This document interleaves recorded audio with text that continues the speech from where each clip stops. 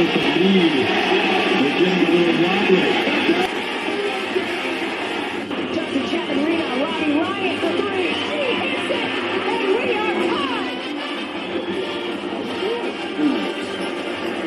three.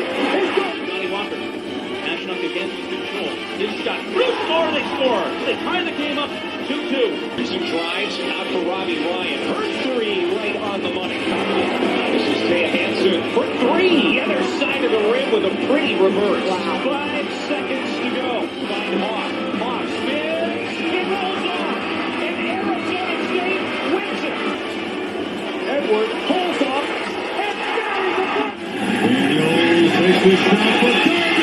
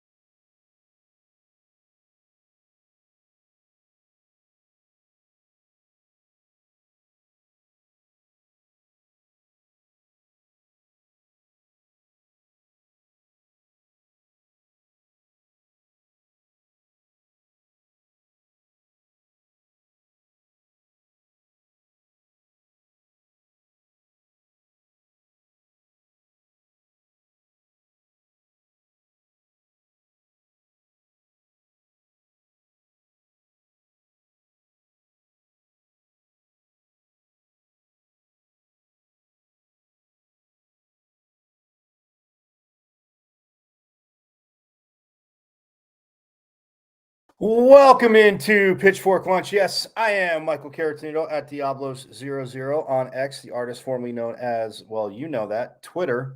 So,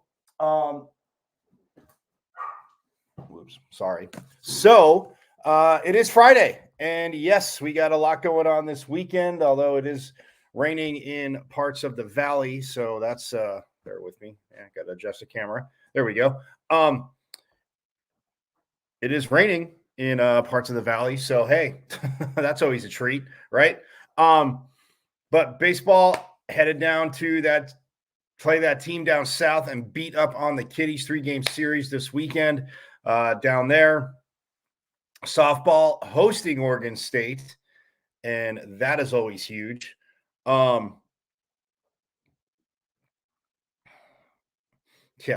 love when softball again home conference games, and it's huge. I mean, to win 2 in a row. He came off that they got one of the 3 from Washington. Again, I know, not idle. I'm not trying to sell it, but Washington, the number 5 team in the country for a reason.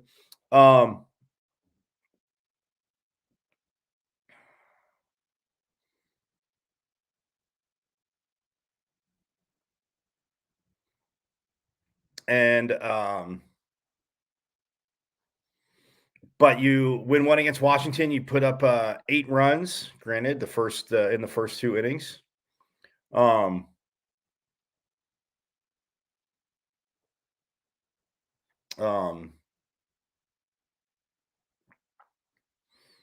Yeah, put up 8 runs in the first 2 innings and win 8-2.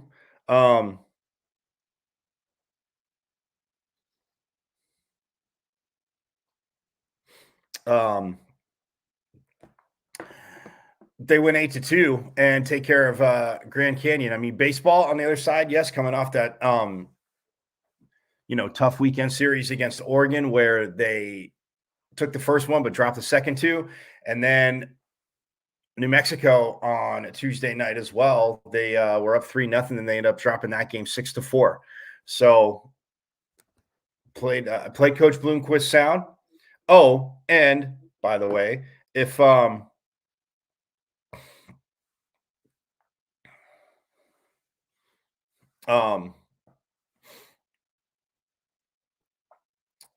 you can see he's loves the makeup of the team. Obviously, the character of his players, which again, him and his coaches recruited, and they do their due diligence. But obviously, even guys coming in the transfer portal got to do your due diligence to the best of their ability possible, which they do. But now he wants that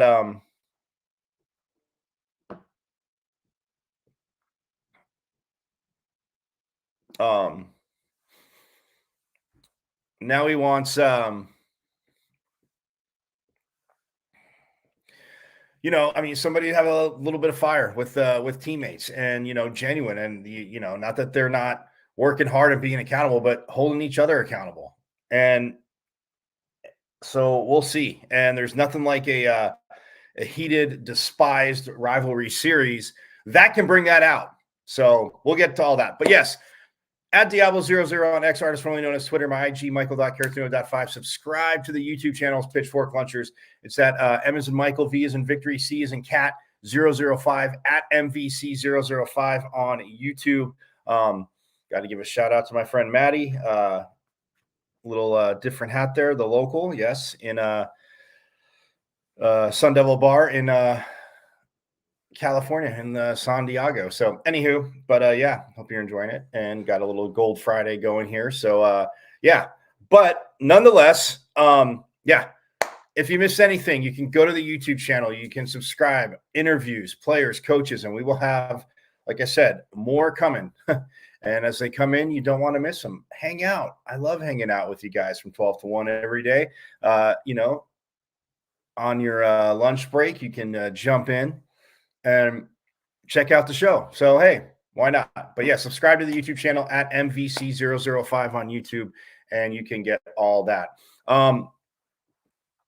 Both tennis teams on the road this weekend, as the women are in LA, taking on USC and UCLA. The men are down in San Diego, a little bit down the 5 from LA to San Diego. They are there to playing in the Ed Collins Invitational Classic, the Ed Collins Classic at San Diego State. So it's ASU, San Diego State, Princeton, and Tulane are the 4 schools that are participating in that. So again, both tennis teams looking to do well. Lacrosse, by the way, they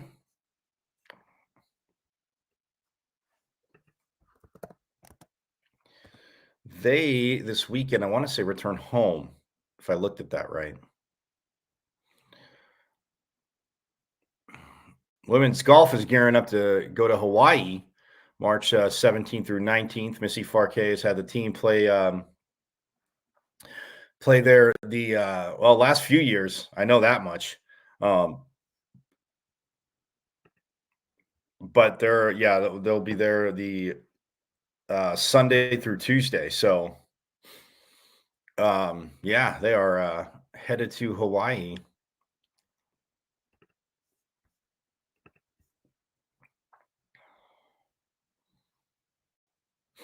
Yeah, lacrosse 4-4 overall, by the way. 4-2 at home and 0-2 away.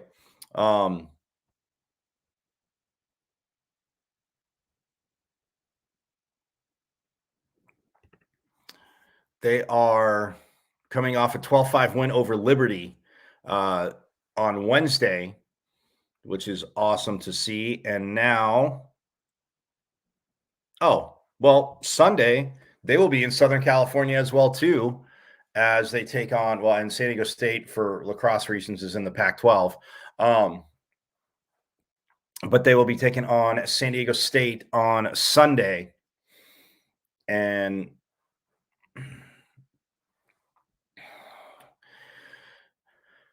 Sunday at noon, by the way. Yes, Sunday at noon. They will be taking on San Diego State. And then on 6 days later, so not this Saturday, obviously, next Saturday is the alumni game in Tempe, and they'll be taking on USC at noon. So that is what's coming up for lacrosse. For water polo, who again has just been killing it. They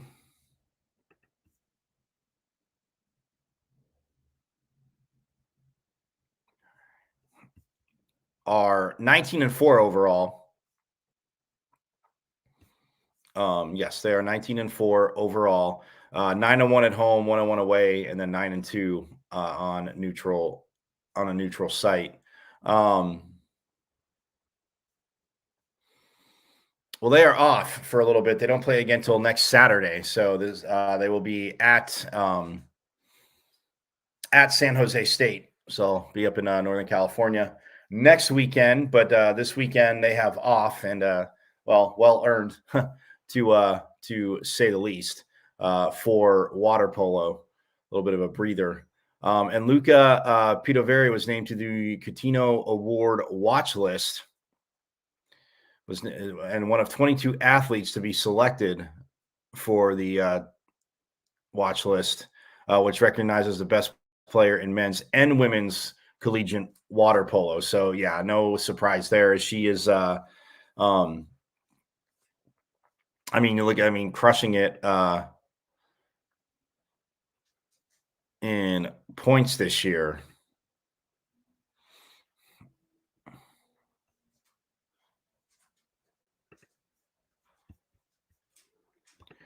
She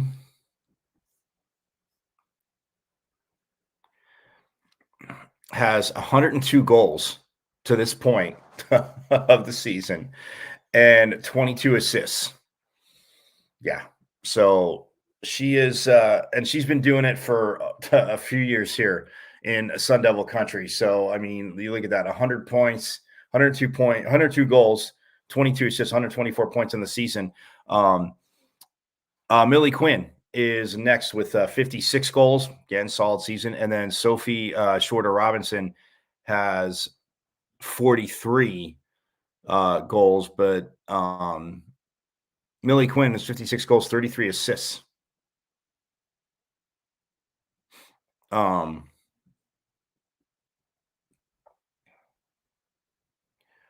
And then Alba Olivier Marti has 32 goals for the Devils and a few more. And Kat Featherstone has 16. Allison Kokorowski has 13. Gabby Gaetano has 11. And Jasmine Dickmans has not 10. But yeah, leading the team in assists is Lara Kiss, who's got 34. She's got 9 goals herself, but she has 34 assists with just leading by 1 over Millie Quinn. So again, it's very a very obviously very good team. And you know, when you're 19-4 overall, obviously that pays off very, very, very well, having that many players that are in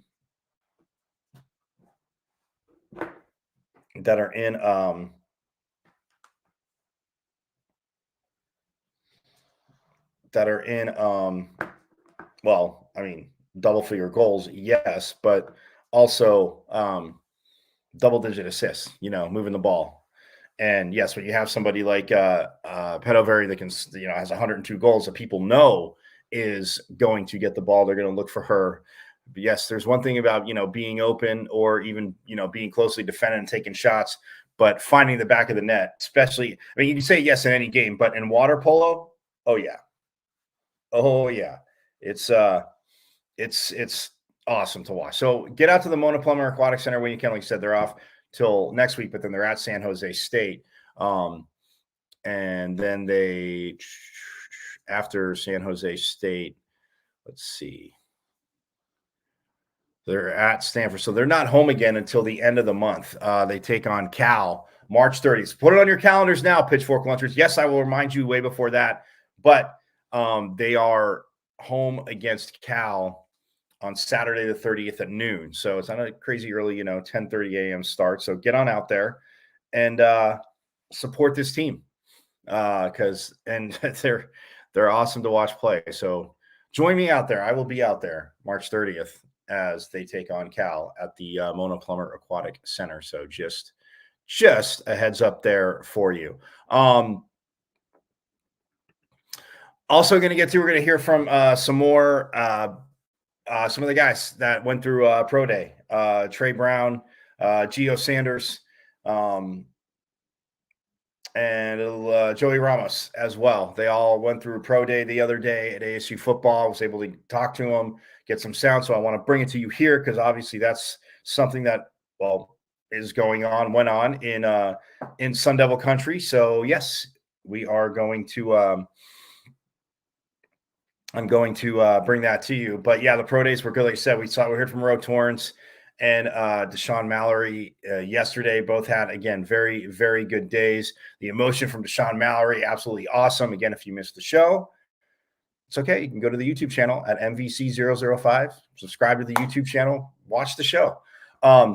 But yeah, Deshaun Mallory, again, very emotional, and which is cool to see. Ro Torrance and Chris Edmonds, obviously also heard from Ro Torrance and Ro Torrance, Chris Edmonds, and Deshaun Mallory yesterday. And again, just the energy that they had, the excitement, and the next level's there. They got to work for it. They got to get some steps, and it'll be interesting to see because, you look at mock drafts and predictions and, breaking down players, Torrance could be a second day guy, early third day guy from what, things said. I just, again, you can't coach that length in a corner. And obviously he's got the speed, can run with dudes.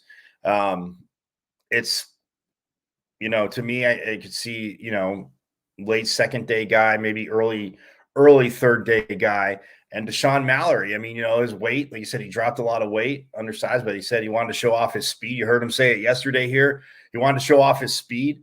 And he was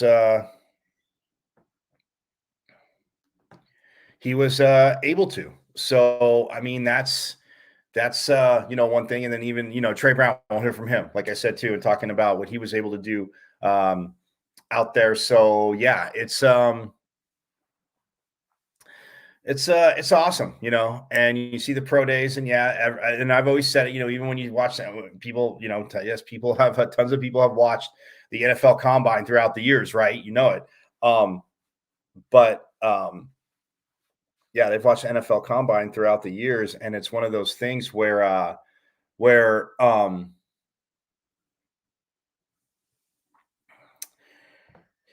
we always say, oh yeah, in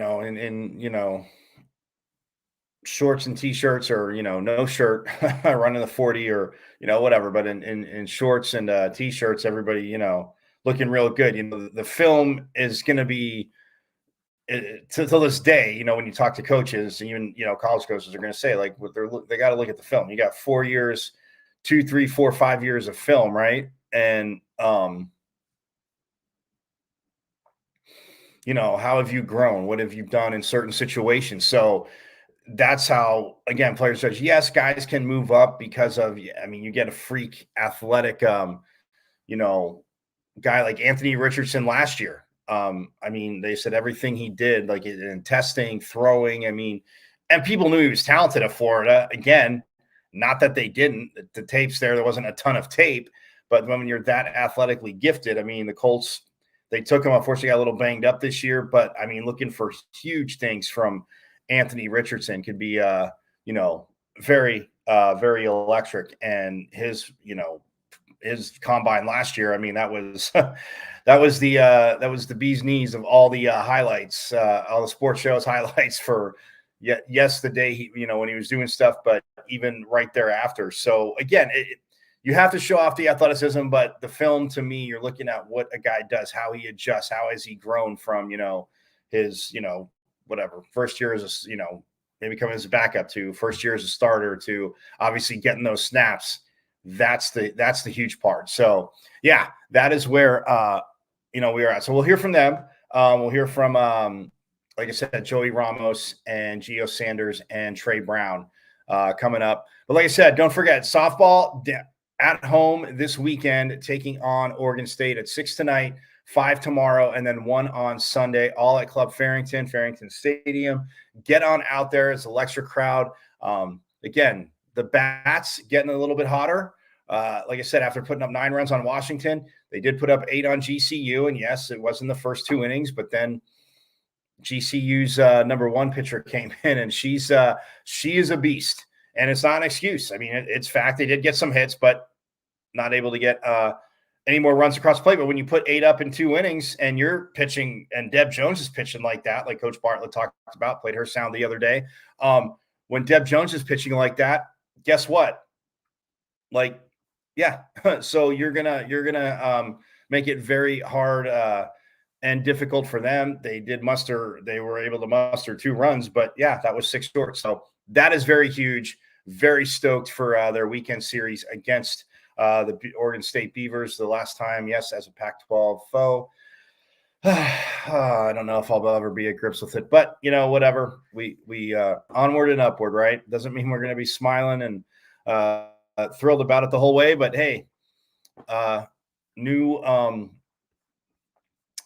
challenges, and we still get to beat up on that team down south. So that being said, by the way,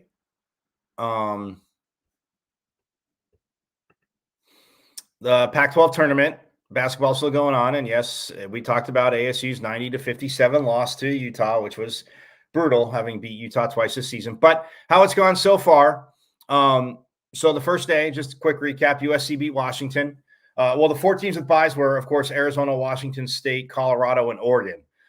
Those were the 1, 2, 3, and 4 teams in the regular season. Arizona won the regular season Pac-12 title. And I know I saw, like, depending on what goes on, they're a number 2 seed in the West. They should be a number 1 seed in the West. As much as it pains me to say, pitchfork lunchers, I'm just saying. But again, a little bit more hoops got to be played. So yeah, they had the byes, Arizona, Washington State, Oregon, and Colorado. So Washington and SC played. SC won 80-74. UCLA beat Oregon State on Wednesday, 67-57. And then Stanford, a little bit of upset, 10 seed taking on 7 seed Cal, but can't really call it an upset. I mean, by the rankings, yes, of the seedings, yes, but rivalry, not really. 87-76. And then Utah, like I said, beat ASU 90-57. Then yesterday, I mentioned it real quick that Arizona would be taking on USC. USC beat them last game of the season. Arizona said, well, okay, you guys came out, balled out, tried to get a better seeding as they did in the tournament, but Arizona beat them 70-49. Yeah, beat down there. And then on that top half of the bracket, Oregon beat UCLA. They slipped by UCLA. 68-66, a 4-5 matchup there. And then Washington State cruised past Stanford 79-62 to advance to the semifinals. And then Colorado beat rivals Utah 72-58. So the semifinals are set: number 1, Arizona, and number 4, Oregon. So yeah, the semifinals are all chalk with the top 4 teams. So Arizona, number 1, will take on number 4, Oregon. Number 2, Washington State will take on number 3, Colorado. That Arizona game is at 5 p.m. Tonight, Pac-12 Network, so you can check it out. And the Washington State Colorado game is at 7:30 p.m. That's on Fox Sports 1 at 7:30. So you can check that out there as well for you fans, just so you know. And then the championship game will be tomorrow at 6 p.m. on Fox. So that is where we're at the Pac-12 tournament. Yes, ASU's not there, but still, Pac-12. I want to talk about it and just give you a brief little. We can color a little bit outside the lines. Little Picasso abstract, of course, it would look that good. But anyway, I digress. So I'm going to step aside real quick. When we get back, though, we will hear from Trey Brown, Joey Ramos, and Gio Sanders from the Pro Day. So stick with me. Hope you're having a great Friday, and we will have more coming up here on Pitchfork Lunch.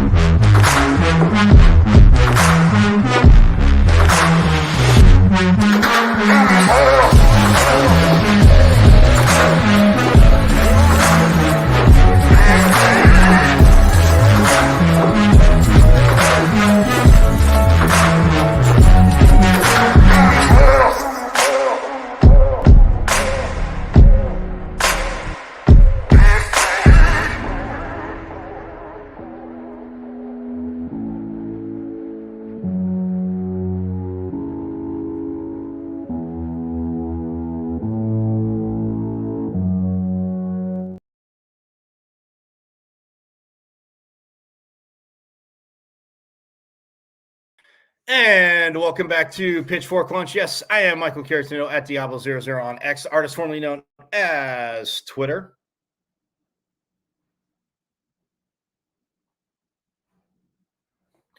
Is where you can check out the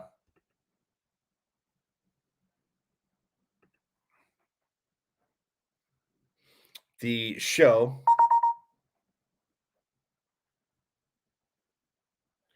And live every day from 12 to 1, by the way. Yes, you can do that. You can join me. And my IG, michael.caratino.5, and the YouTube channel, y'all Pitchfork Lunchers. Subscribe to the YouTube channel because I'm about to play, obviously, more sound, covering ASU, but from their Pro Day. But, post-game stuff, obviously interviews, huge. Coaches, players, getting to know people. Yeah, that is absolutely awesome. So subscribe to the YouTube channel. It's at Emerson Michael V's and Victory Season Cat 005 on YouTube, at MVC005 on YouTube. Subscribe away, and enjoy as we go around Sun Devil Country as I take you around it in my maroon and gold shaded goggles, glasses, whatever you want to say, vision.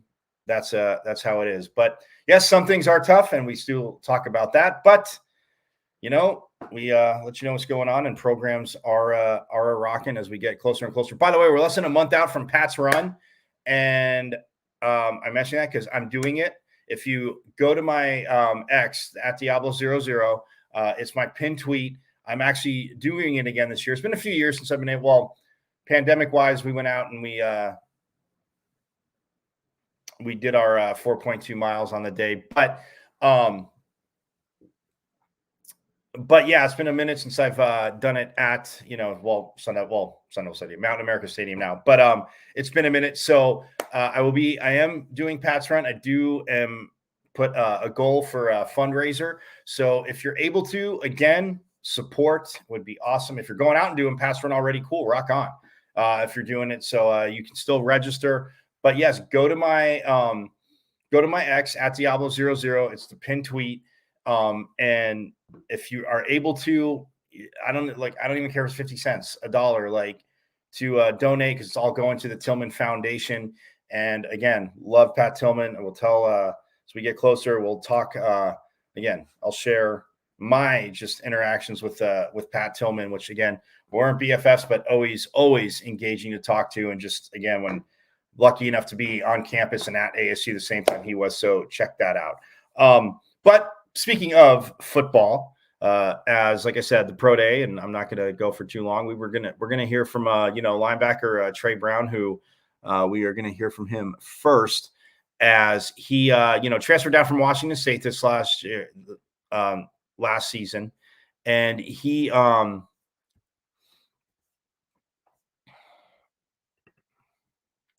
again played for Coach Ward and came down here. Obviously, Coach Ward being the defensive coordinator, defense. Again, I mean, they got a team bit banged up, a little undermanned, but that first half of the season, man, I mean, all season long. I'm not even gonna say first half, but I mean, first half of the season, they did a good job. I mean, then they ran into some buzzsaws like Oregon's offense, and Oregon. I mean, look, Oregon was very highly ranked, and their only 2 losses all season was to Washington.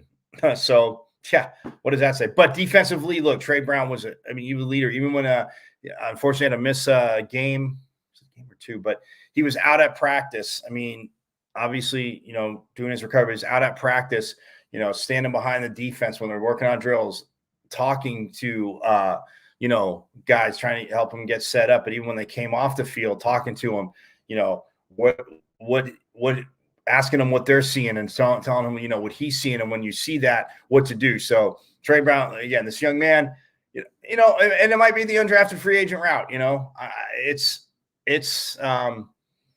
but like you said, he had a pretty good pro day. But yes, without further ado, I will, here is Trey Brown from pro day. And this, yes, inside the dome is where they do it indoors. Although it was nice and sunny out that day. It would have been cool to do outside, but they do it inside, make it easier for the scouts as well too. So, but without further ado, here is Trey Brown. Be yourself. I think with the scouts, they want to see you be your genuine self. No matter what it is that you're doing, have fun with it, because you only get this opportunity once, And I believe I had all the fun that I had being with my guys that I was training with this whole time, being able to talk to scouts in and out of drills when you're resting and stuff like that, and they're talking about what it is that you're doing, man. It's crazy, it's crazy, but I loved it, man. This opportunity only comes once, so. Did anything surprise you? If anything, I'd say my bench surprised me. My broad jump surprised me, and I think that's just the jitters and the energy and all that stuff that's there. I think it's all of it combined, and just making sure. I don't know. Like, I think those 2 definitely jumped out to me, but it was definitely the jitters that helped me get through that. But first and foremost, that's all God. You know what I mean? Like, I felt His strength. He kept my body together. I'm healthy. I'm not hurt. So I pray to Him before every rep. I always mark myself with the cross and remember what He did for me on the cross. And from there, He lives through me, man. So I'm just blessed. I can't complain. Where do you think you made the strongest impression today? I'd say in the weight room and in movements. My lateral speed and my lateral quickness, I think that showed a lot to some of the scouts. Being able to run a 4.3 and a 5.10.5, that's really big. Being able to do a 7.2 in the L drill, that's also pretty big. And then just showing that I can move in space, doing some of the DB drills, and flipping my hips, that's something that is also really good. And I've heard scouts say that's I can move really well. So, that's good to hear. Especially for your first time actually doing this, and trying out. So, man, it's crazy. Do you have any meetings lined up? Not so far, not right now. And I'm also new to this, so I'm not too sure with everything going on. But my agent will be contacting the Carolina Panthers. So I just got their card, and hopefully some more people lined up, or some more teams lined up. we'll just go from there. So. And you heard him. I mean, like you said, having the jitters. Of course, you're gonna have jitters. I mean, even playing. Like I remember talking to him during the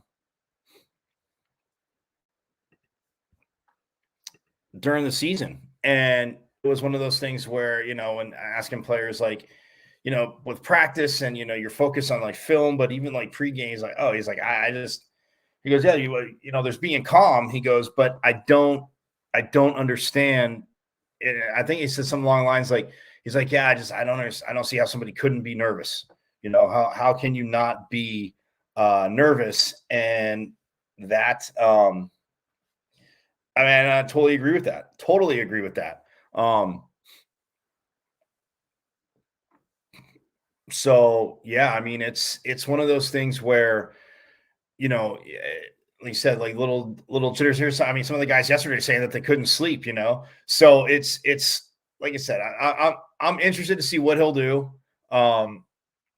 It's like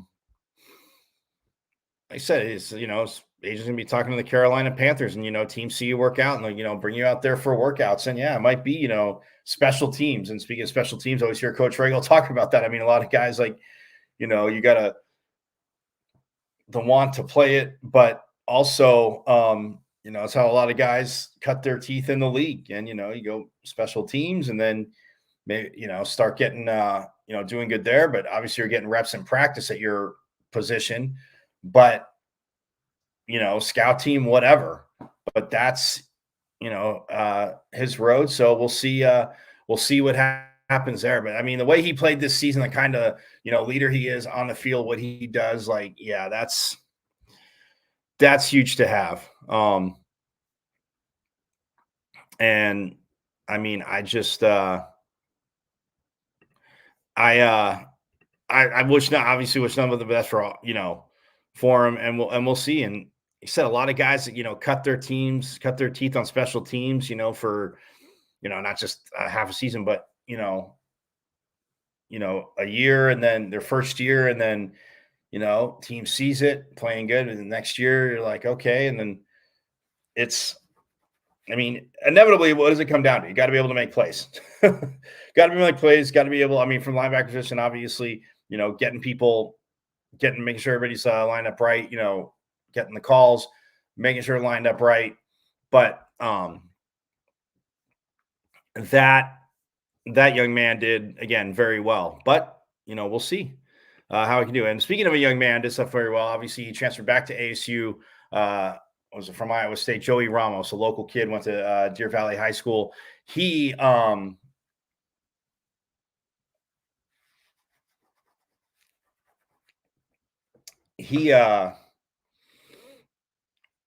a heck of a season, because when you think about it, obviously he was a little, coming off an injury, and then went into camp, obviously fall camp, spring actually, and then fall camp looking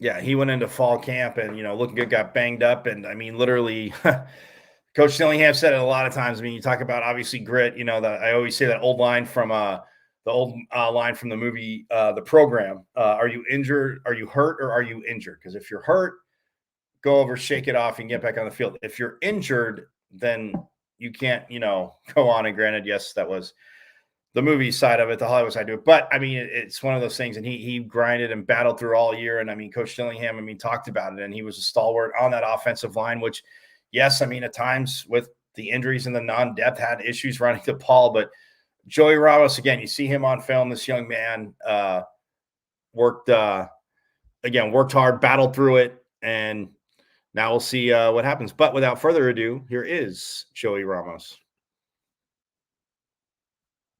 25th or during the draft?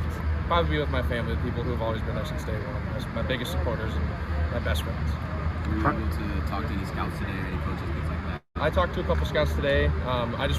My main thing wasn't talking today. I just wanted to let my physical attributes and my ability do most of the talking today. So what do the next few weeks look like for you? getting right back into it. I mean, tomorrow's a little day off, relax, let the body recover because we're going to be a little bit sore today. But it's just right back to the grind because you never know. Could get a phone call, hey, we want to work out and want to stay in the best shape I possibly can. Do you have any meetings or visits lined up yet? I'll be at the Cardinals April 15th or 17th for a local day. Any message to any West Valley kids that are trying to get to where you are? Always have hope. You know, I mean, sometimes it gets dark and sometimes you want to give up. You just got to really find yourself and find your why. I think that's the biggest thing is continuing to find your why and just have a loving, supporting family around you. Well, like an offensive lineman, direct and quick and to the point. No, I love that last question there. I mean, West Valley obviously went to Deer Valley High School.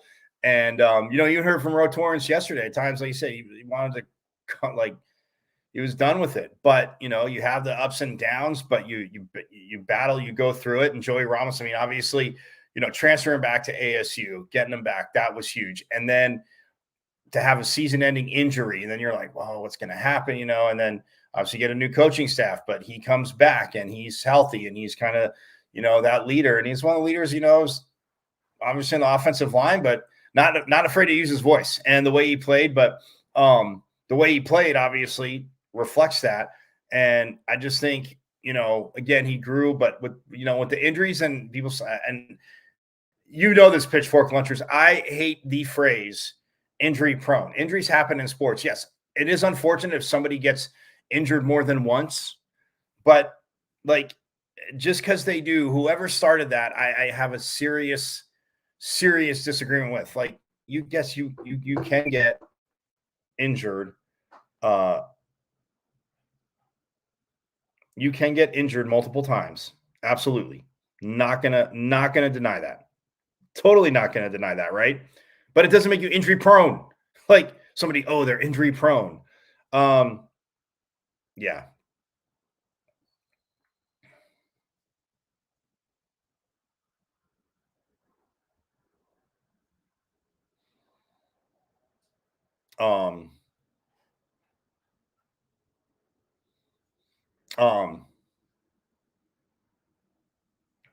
But yeah, you're not injury prone. And but yes, for linemen, I mean, when you're coming back off an injury and when you battle through it, so I played all season. I mean, I know teams are obviously going to have that question. So again, we'll see what he can do.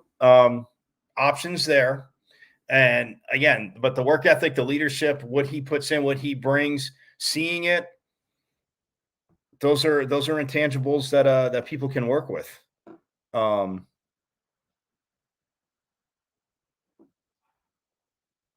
Those are intangibles that people can definitely work with.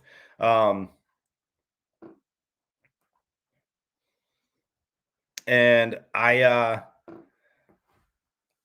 just, again, it's not even being an ASU homer, even when he was gone, like seeing him in high school when he left, I was like, oh man, that is a bummer. But seeing him come back, just seeing the growth and, what he's been able to do. I mean, playing tackle, playing guard, and at a very, very, obviously high level. So we'll see what happens. I mean, again, could be another undrafted free agent for offense, for linemen. Obviously, it's a little bit different. I say different because you don't have a ton that are going to be on. Well, I mean, like kickoff or kick return, but I mean, field goal, extra point, stuff like that. He can also, I mean, as a center, he was playing, he was a tackle, played some guard, played tackle. But again, he was, saw him deliver some shotgun snaps at pro day. So we'll see what happens. We'll see what happens. And this next young man that we're going to see, Gio Sanders, I mean, he had a heck of a career, a little bit, maybe, not the 6'4" wide receiver, but again, what can't we coach kids? Speed and height. And he does have that speed.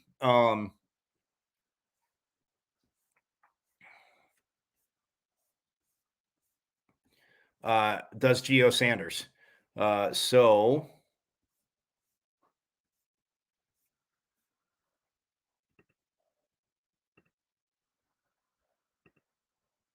So yes, playing receiver, and like I said, when you're having issues running the ball, teams are gonna.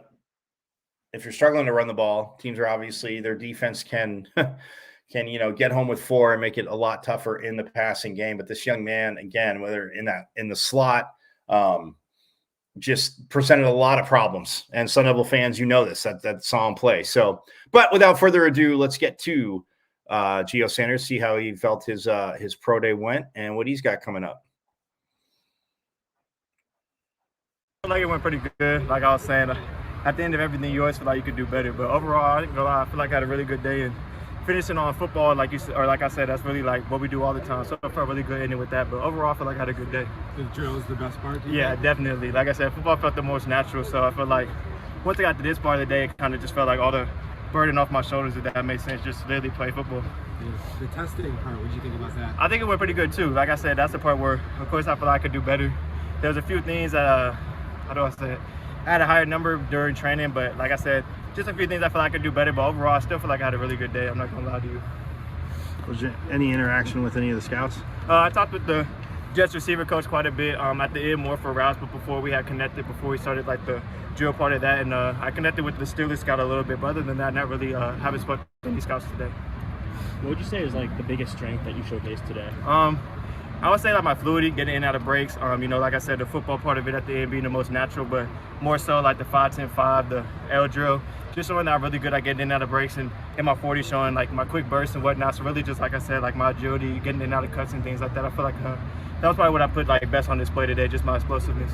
As disappointing as last season was, what do you take away from it? Really just to keep working. Not everything's always going to be as good as you think it's going to be, really. And at the end of the day, you can always make excuses, but throughout the season and when things are going on, like I said, at the end of the day, it's really just excuses, and you really just gotta do what you can with what's on your plate for real, and like that's the reality of it. So I would say really just learning that no matter what's on my plate, doing what I can with it and making the most out of all my opportunities that I could. When it comes to a day like today, what's that mental preparation like? Shoot, it's tough. I'm not gonna lie to you. You really can't.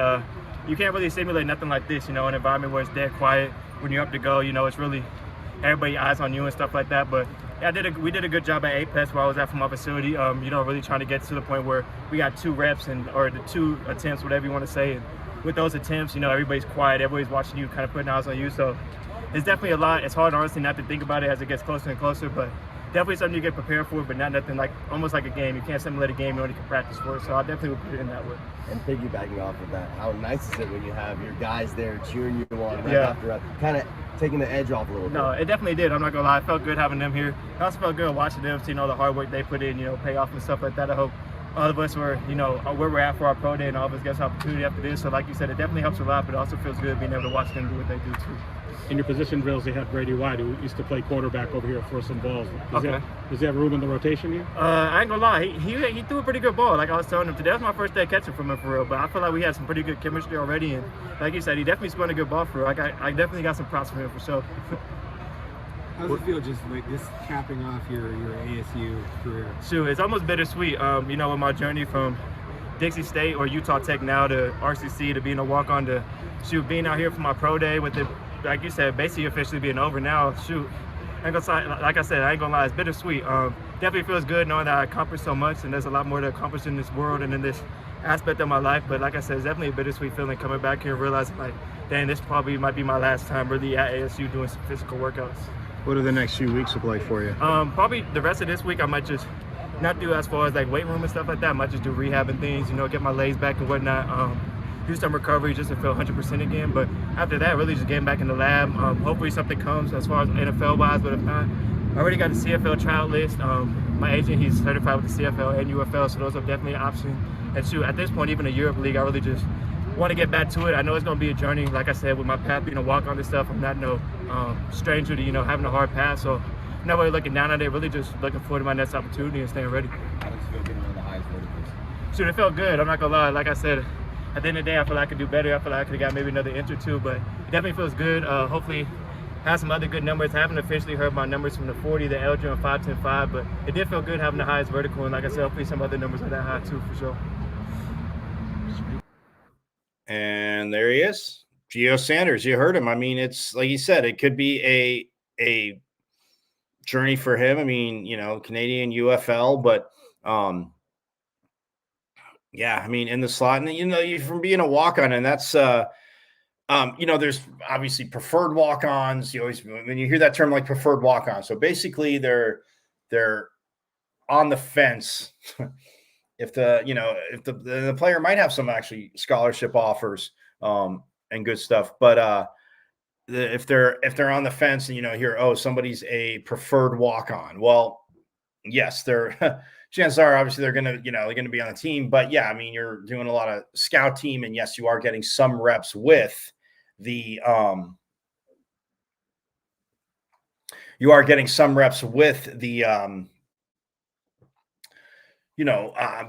first team, second team, whatever it may be. But and you said even Europe, but like being a walk on, like I said, if you can be a walk on, you sit there, and obviously if you work your way into, I mean, a receiver, you say, okay, the starting lineup, but like that, that rotation, you're getting, balls are going your way, and they did for Geo Sanders. So, like I said, obviously height wise, not that 6'2", 6'3", 6'4" receiver, but he can put on the Jets and in the slot in matchups, stuff like that. Special teams as well, another way. But you love the attitude, and I think that's what a lot of teams again inevitably want to see too. Like, okay, let's see what if he does go to say Canada, or if he's in the UFL, what's he doing? How are you? Like I said before, like with Trey Brown, how are you growing? How have you from your tape? How have you grown? And then how are you growing going forward? So that is again, like I said, stoked for all of them. Chris Edmonds again. I'm not saying he can't get drafted. We'll see.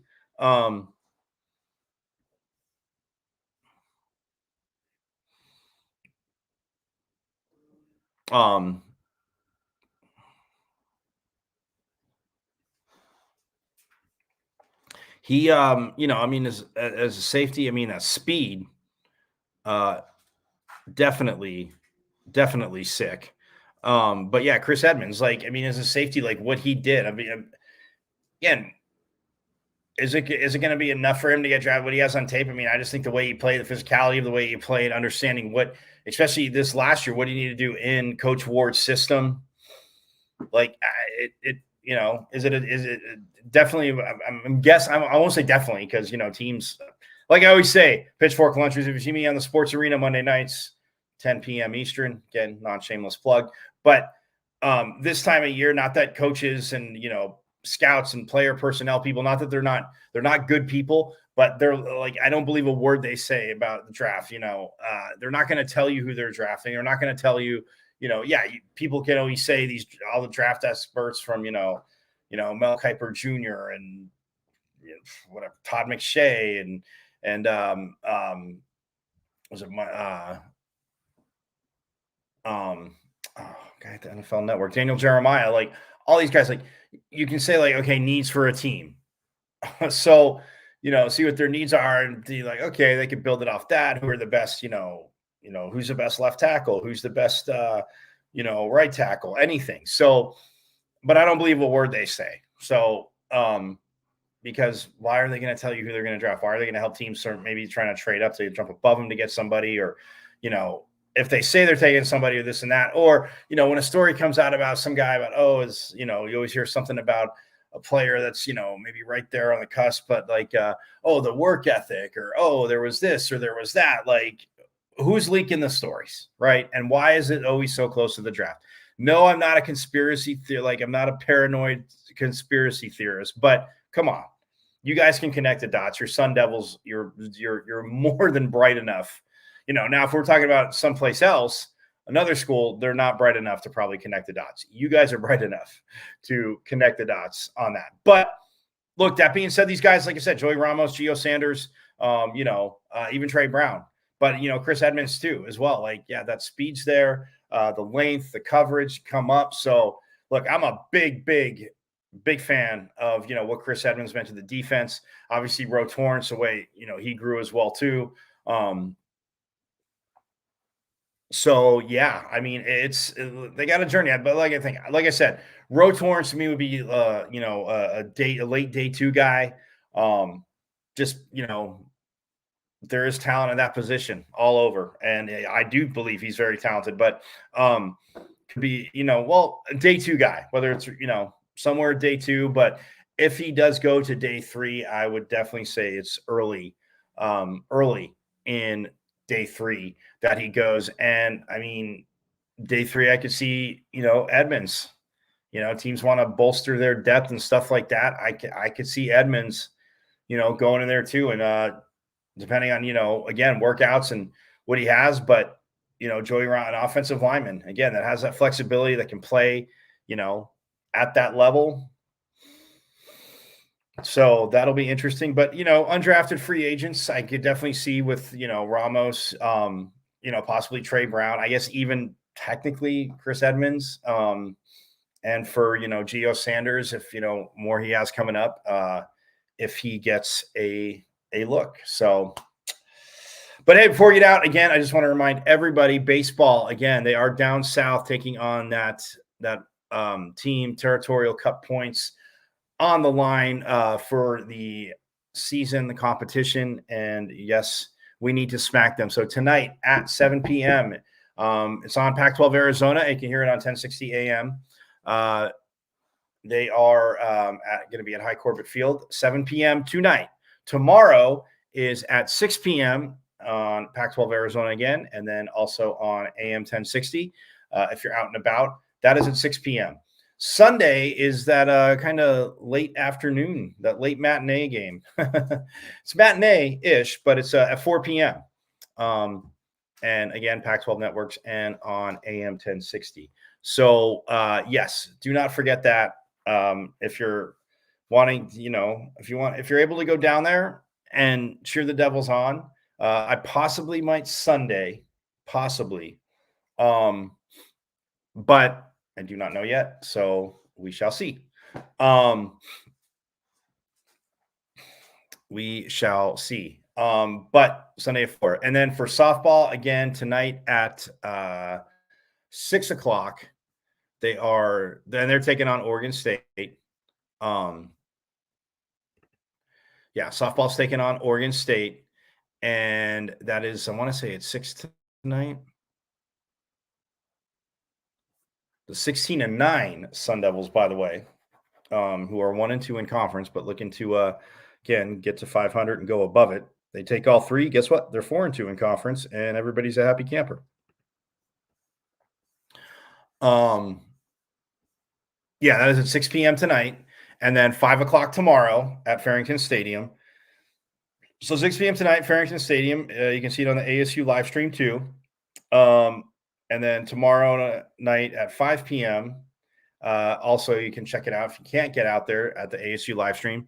And then Sunday, the 17th, is at 1 p.m. and also on the ASU live stream. So 6 tonight, 5 tomorrow, 1 on Sunday. Want to get that out there, get on down there. And yes, this again, it's exciting. A very good team. Coach Bartlett, again, second season now in the Pac-12. And it is definitely paying off. So that, my friends, is absolutely awesome. But on that note, like I said, I'm going to get out of here. Everybody have a phenomenal weekend if you're here in the Valley. And again, it did rain this morning a little bit, well, at least where I'm at. So hopefully it doesn't fully hopefully in Tempe it's not, or if it did, it is not like that tonight, nor down in Tucson to beat the kitty cats. So I'm going to get out of here. Again, hit me up at Diablo00 on X, the artist formerly known as Twitter, where you can see the show live every day. You can see it also live on my IG, michael.caracino.5 on Instagram. And yes, subscribe to the YouTube channel if you guys haven't already. Again, I appreciate you all being here. If you missed any, obviously, sound from, Pro Day, which I've showed the last 2 days. Also, if you have, missed anything, interviews, you missed a ton of interviews, great interviews, all that good stuff. So, that, my friends, is where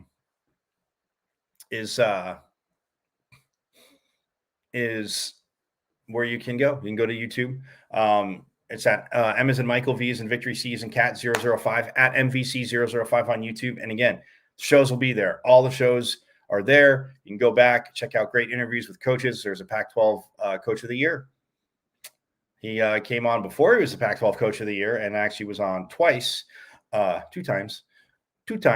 But yes, JJ Van Neal, there. Graham Winkworth from women's soccer, who had a hell of a season. Coach Regal, assistant head coach of the football team, special teams coordinator, working with the D line, has been there. Willie Bloomquist has been there, has been on.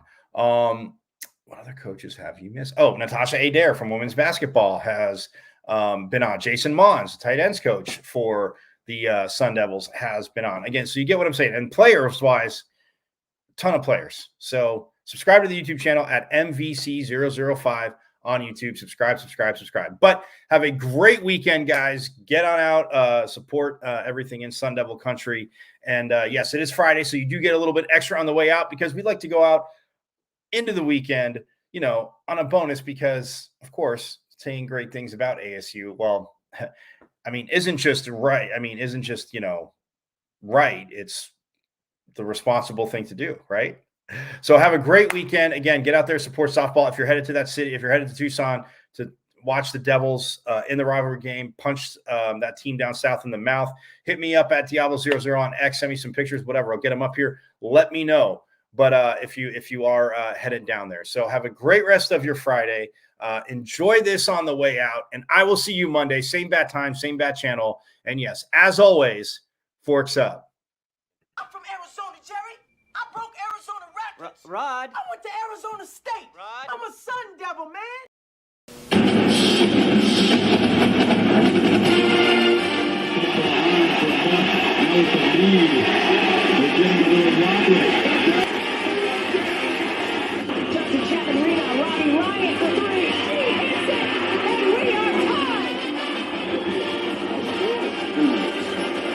Terry's three.